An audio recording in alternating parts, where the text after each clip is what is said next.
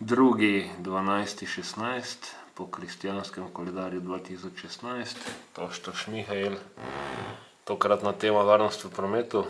Spoštovane in spoštovani, kot preteklih nekaj let na ta datum, ko smo imeli težko prometno nezgodo s podobnim vozilom, kot je sedaj tukaj v tem videu, javno opozorim oziroma apeliram za varnost v prometu. Nekaj tednov nazaj oziroma niti ne tako mnogo tednov, lahko rečemo nekaj dni nazaj, sem zasledil informacije, da je varnost v prometu spet v upadu.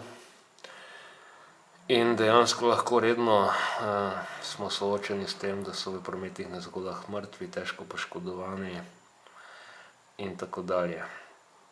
Dejansko ključ do varnosti v prometu ni nekaj tako zelo oddaljenega, ampak je v nas, v naših glavah, ustrezen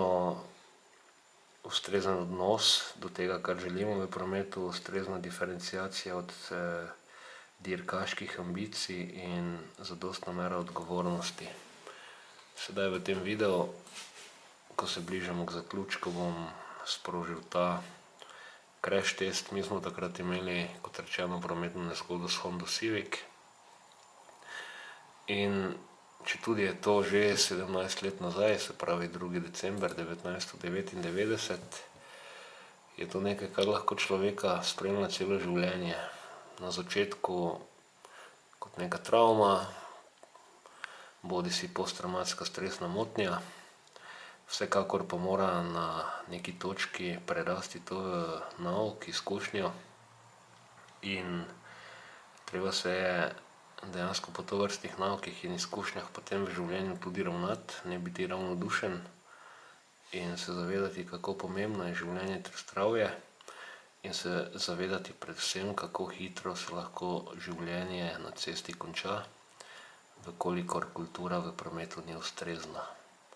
Zato še enkrat javno apeliram, voziti je treba tako, da bomo lahko nekega dne rekli, da na cesti ni več smrtnih žrtev, ki so nastale zaradi objestnosti, zaradi neprimernega odnosa voznikov, voznic.